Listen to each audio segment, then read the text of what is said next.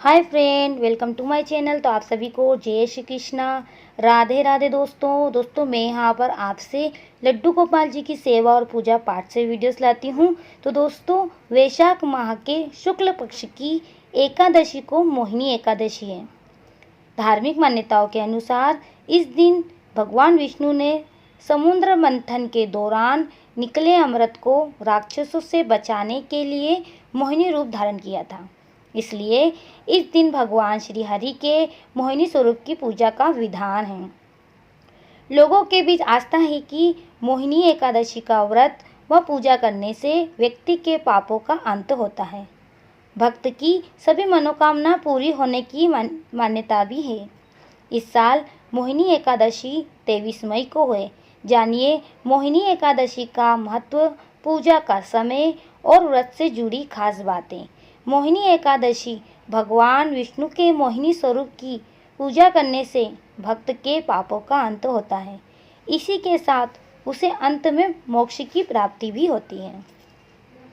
एकादशी तिथि जो आरंभ होगी, एकादशी तिथि आरंभ 22 मई 2021 को सुबह 9:15 से।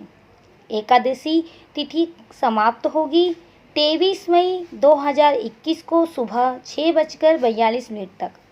पारण का शुभ मुहूर्त 24 मई सुबह 5:26 से 8:10 तक। मोहिनी एकादशी की पूजा विधि क्या है? एकादशी के दिन सबसे पहले सुबह उठकर स्नान करने के बाद साफ वस्त्र धारण करके एकादशी व्रत का संकल्प लें। संकल्प की वीडियो मेरे चैनल पे अपलोड है दोस्तों। यदि आप उस वीडियो को देखना चाहते हैं तो जस्ट इस वीडियो के नीचे मैं इसकी लिंक सेंड कर दूंगी, तो आप उसको एक बार ज़रूर देखिएगा।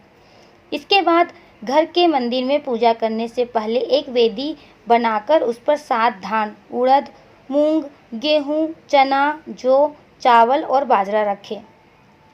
वेदी के ऊपर एक कलश की स्थापना करें और उसमें आम या अशोक के पत्ते लगाइए। इसमें आप 5 पत्ते या 7 पत्ते भी ले सकते हैं। अब वेदी पर भगवान विष्णु की मूर्ति या तस्वीर रखें। उसके बाद भगवान विष्णु को पीले फूल, ऋतु फल और तुलसी दल समर्पित करें। फिर धूप दीप से विष्णु जी की आरती उतारें। शाम के समय भगवान विष्णु की आरती उतारने के बाद फलाहार ग्रहण करें।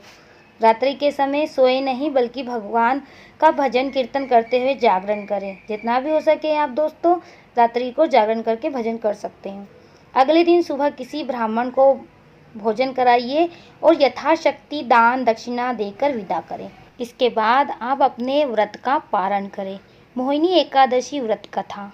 समुद्र मंथन के दौरान अमृत से भरा कलश निकला। इस कलश को लेकर देवताओं और असुरों के बीच झगड़ा होने लगा कि कौन पहले अमृत पिएगा। अमृत को देखकर दोनों पक्षों में युद्ध की स्थिति आ गई। तभी भगवान विष्णु मोहिनी नामक सुंदर स्त्री का रूप लेकर प्रकट हुए और दैत्यों से अमृत कलश लेकर सारा अमृत देवताओं को पिला दिया, जिससे देवता अमर हो गए। मान्यता है कि भगवान विष्णु ने जिस दिन मोहिनी रूप धारण किया था उस दिन वैशाख मास की शुक्ल पक्ष की एकादशी थी, इसलिए इस दिन को मोहिनी एकादशी कहा जाता है। आइए दोस्तों, अब हम कथा को श्रवण करते हैं। जितना फल पूजा से मिलता है उतना ही फल कथा को श्रवण करने से भी मिलता है।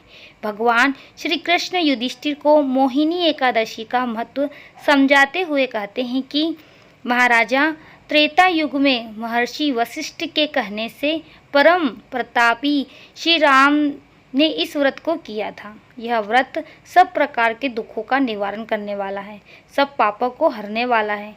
व्रतों में उत्तम व्रत है। इस व्रत के प्रभाव से मनुष्य मोहजाल तथा पातक समूह से छुटकारा पाकर विष्णु लोक को जाता है। इस दिन भगवान विष्णु के अवतार प्रभु श्री राम एवं विष्णु जी के मोहिनी स्वरूप की पूजा अर्चना की जाती है। पौराणिक मान्यताओं के अनुसार सरस्वती नदी के पास भद्रावती नाम का एक सुंदर नगर था। राजा धृतिमान, जो भगवान विष्णु के परम भक्त थे, इस स्थान पर शासन करते थे। उनके 5 पुत्र थे, जिसमें से 5वें पुत्र का नाम दृष्टबुद्धि था। बहुत बुरे कामों और अनैतिक कार्यों में शामिल होने वाला पापी था। यह सब देखकर राजा दृष्टिमन ने धृष्ट बुद्धि का त्याग कर दिया। जीवित रहने के लिए वह डकैती के कृत्यों में शामिल हो गया। परिणाम स्वरूप उसे राज्य से बाहर निकाल दिया गया। धृष्ट बुद्धि एक जंगल में रहने लगा। एक बार जब वह जंगल में भटक रहा था तो वहाँ ऋषि कौंडल्य के आश्रम में पहुंचा। यह वैशाख माह का समय था और ऋषि कौंडल्य स्नान कर रहे थे।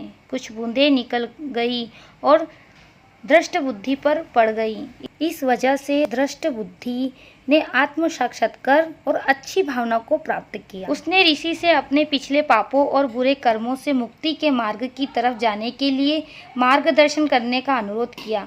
इसके लिए ऋषि ने उसे मोहिनी एकादशी व्रत का पालन करने के लिए कहा ताकि उसे पापों से छुटकारा मिल सके। एकादशी के दिन धृष्ट बुद्धि ने पूरी श्रद्धा के साथ एकादशी व्रत को रखा और व्रत के प्रभाव से उसके सभी पाप धुल गए और वह विष्णु लोक में पहुंच गया। दोस्तों, आपको मैंने इस प्रकार कथा को श्रवण कराया। तो मिलती हूँ आपसे एक नई वीडियो के साथ में। जब तक आप सभी को जय Shri Krishna, Radhe Radhe. Thank you watching for